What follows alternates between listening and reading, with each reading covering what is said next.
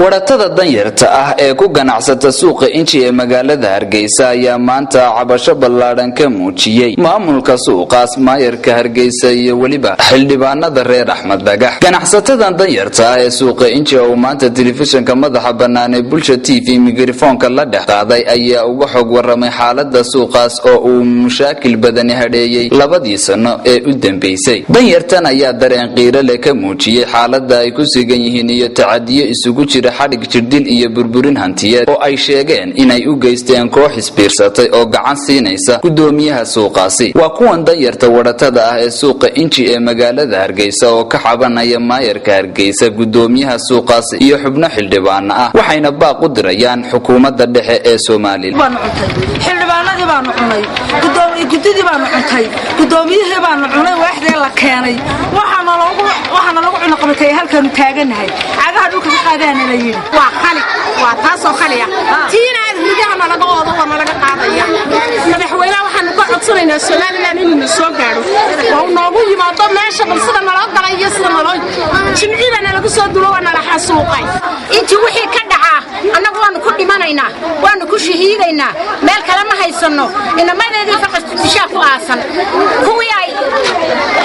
uuray ma idinka ku aasan meel kale ma haysano hadan reer Axmed Bagax nahay inaan Itoobiya u baxo yay madaxweynaha soo gaaray ay labadaasay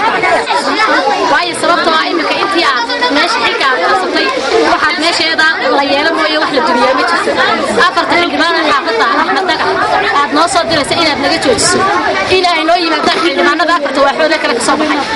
waxa loo ogolahay go'aanka ay dawladdu yeesho waa ogolahay ma diidin amar dawladeed mana diidayna amarka dawladda mana diidi karnaa amarka maayir.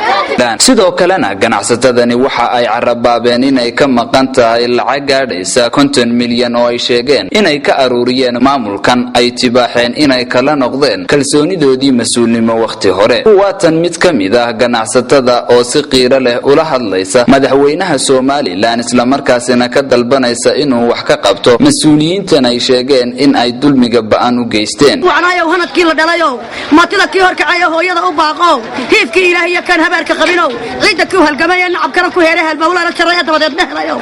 bash ya barwaaqiya caalam bardasaad isiya wanaagiya caalamkaagu taan noqoy war dadkii caynka u halgamay baalaha war noo soo gurmo waxa weeye madaxweyne hadii kala wixii ka dhacay idinka.